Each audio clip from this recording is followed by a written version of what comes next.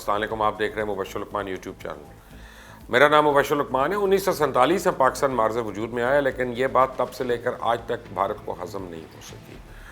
और जब से भारत ने मोदी जैसे इंतहा पसंद की हुकूमत है, उसने हमेशा पाकिस्तान के रास्ते में रोड़े अटकाने की कोशिश की, लेकिन मोदी की हर चाल उल्टी होकर खुद उसके गले में पड़ती जा रही है।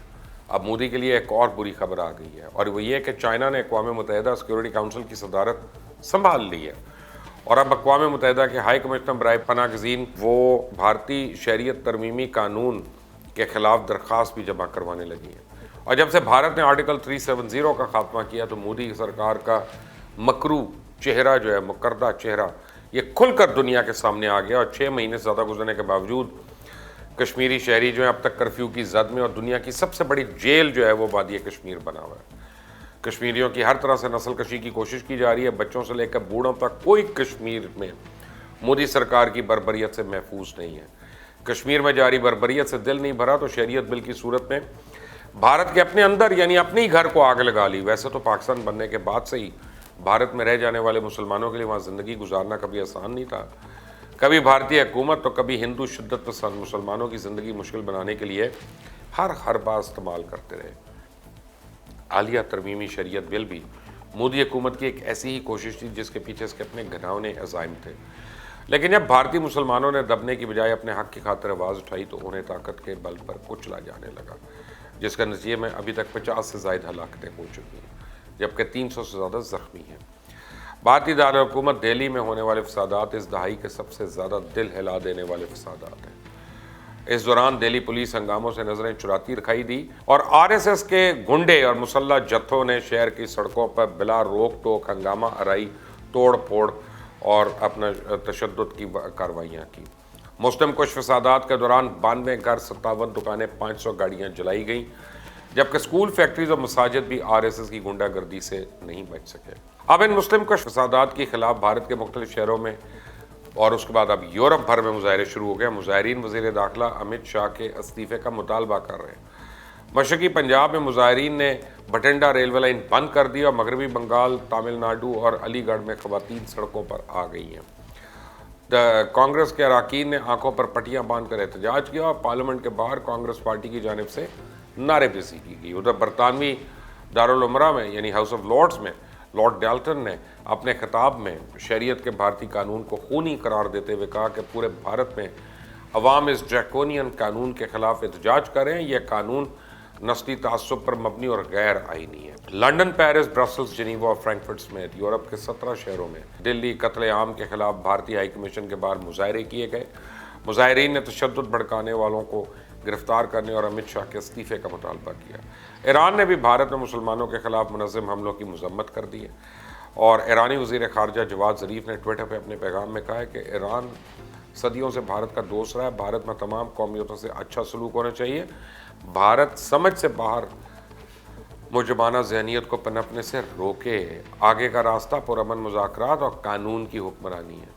मोदी हुकूमत की इस बेरहमी और हिंदुओं की इंतहा पसंदी पर वज़ीर आज़म इमरान खान का ये कहना दुरुस्त है कि मज़ालम भारतीय मुसलमानों को शिद्दत पसंद बनने पर मजबूर कर रहे हैं, और दिल्ली फसादात जैसे वाक़यात खित्ते के लिए तबाहकुन साबित हो सकते हैं। मोदी के सजाए स्टेज पर ट्रंप के मुंह से पाकिस्तान और इमरान खान की तारीफ तो अभी तक मोदी सरकार को और उनकी आवाम को हज़म नहीं हुई थी कि अमेरिका अफ़गानिस्तान अमन डील ने भारत को एक और मखमसे में डाल दिया। इस मुआहदे के मौके पर जिस तरह दोहा में पाकिस्तानी परचम लहराए गए, इससे अब तक दुनिया भर में क़याम अमन के लिए पाकिस्तान के कलीदी किरदार को हर कोई मानने लगा है। इस अमन मुआहदे पर जहाँ एक तरफ दुनिया भर अफ़गानिस्तान में 19 बरस से जारी जंग के खात्मे पर खुशी का इजहार किया जा रहा है, वहीं भारत में सफ़े मातम बिछ चुका है। खुद इंडियन तज्ज़ियाकार इसे पाकिस्तान की फतह और मोदी की नाकामी से तशबीह दे रहे हैं। अब साला यूनिवर्सिटी स्वीडन में अमन और तनाज़ात रिसर्च के यानी भारतीय नस्ल प्रोफेसर अशोक स्वाइन ने एक ट्वीट की कि तालिबान अमेरिका अमन मुआहदा दोहा कतर में तय पाया। पाकिस्तान मेज़बान और अमेरिका के साथ पहली सफ़ में बैठा हुआ है, और इंडिया कहाँ है? क्या इस तरह मोदी ने पाकिस्तान को आलमी सतह पर तनहा किया? भारत के साबिक आर्मी ऑफिसर पर एनोसानी ने ट्वीट की कि यह खित्ते में अमन के लिए एक बड़ा दिन है, लेकिन इस पर भारत को अपने आप से पूछना चाहिए कि पाकिस्तान तनहा हो गया क्या, और अगर नहीं तो इस हाई टाइम में हमें अपनी फॉरेन पॉलिसी और सार्क पॉलिसी पर दोबारा नज़रसानी करनी चाहिए। भारत के अरबों डॉलर के अफगानिस्तान में सरमायाकारी अब डूब गई। جبکہ پاکستان نے ایک بار پھر خطے میں اپنی اہمیت کا لوہا منوا لیا اور مودی سرکار کی پریشانیوں میں اور اضافہ ہو گیا۔ چائنا نے اقوام متحدہ سیکورٹی کونسل کی صدارت اب سنبھال لی ہے۔ چائنا صدارت سنبھالنے کے بعد بھارت نے اقوام متحدہ سیکورٹی کونسل سرگرمیاں تیز اب آپ کو نظر آ رہی، کیونکہ وہ جانتا ہے کہ آرٹیکل 370 کے خاتمے کے بعد سیکورٹی کونسل کی سربراہی چائنا کے ہاتھ میں آنے پہ بھارت اب مشکل میں پڑ جائے گا۔ اگست میں آرٹیکل 370 کے اطلاق کے بعد جنوری تک چین نے سیکورٹی کونسل میں 2 بار مسئلہ کشمیر کو اٹھایا، اور اس بعد 10 جنوری میں چائنا نے تیسری بار مسئلہ کشمیر کو اٹھایا جب بند کمرہ اجلاس ہوا تھا۔ چائنا کئی بار یہ کہہ چکا ہے کہ مسئلہ کشمیر پر چائنا کا موقف مستقل اور واضح ہے۔ سلامتی کونسل کی قراردادوں کے مطابق مسئلہ کشمیر کا حل نکالنا چاہیے۔ چائنیز فارن آفس کے ترجمان نے اپنے بیان میں کہا کہ مسئلہ کشمیر پہ چائنا کا موقف بالکل کلیئر ہے اور یہ تاریخ کا چھوڑا ہوا تنازع ہے، اور اسے اقوام متحدہ کے چارٹر، سلامتی کونسل کی متعلقہ قراردادوں اور 2 طرفہ معاہدوں کے مطابق مناسب اور پرامن طریقے سے حل کیا جانا چاہیے۔ بہرحال پاکستان اور بھارت دونوں کے ہمسایہ ممالک کی حیثیت سے چائنا نے ہمیشہ دونوں ممالک سے پرامن طور پہ تنازعات کو بات چیت کے ذریعے حل کرنے اور علاقائی امن و استحکام کے مشترکہ طور پہ برقرار رکھنے پہ زور دیا۔ چائنا یہ امید ظاہر کر رہا ہے کہ سلامتی کونسل میں اس دیرینہ مسئلے پہ ہونے والی بحث سے پاکستان اور بھارت کے مابین کشیدگی میں کمی آئے گی اور اس کے حل ہونے کی راہ ہموار ہوئے گی۔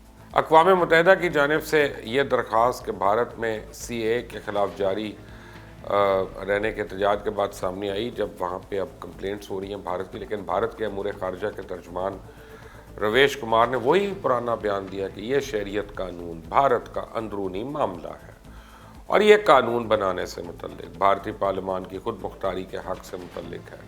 انہوں نے کہا کہ بھارتی حکومت واضح طور پر یقین رکھتی ہے کسی بھی بیرونی فریق کو یہ اختیار نہیں کہ وہ بھارت کی خود مختاری سے متعلق مکالمے پہ کارروائی کا مطالبہ کرے۔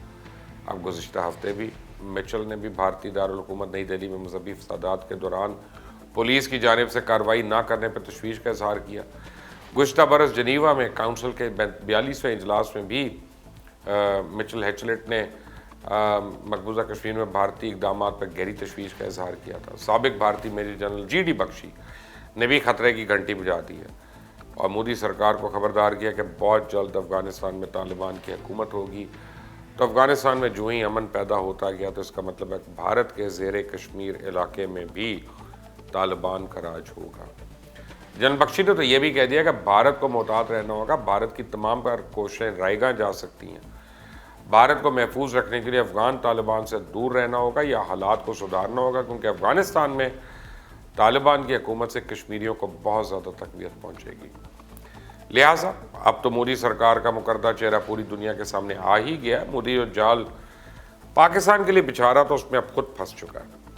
پاکستان کے امن کے نظریے کی جیت ہو رہی ہے اور مودی اپنے پاگل پن میں اپنے ہی گھر کے اندر آگ لگا چکا ہے اور یہ آگ روز بروز بھڑک رہی ہے۔ آپ دیکھ رہے ہیں مبشر لقمان یوٹیوب چینل، اس کو سبسکرائب کریے گا، بیل آئیکن کو پریس کریے گا۔ انٹل دی نیکسٹ ٹائم، اللہ حافظ۔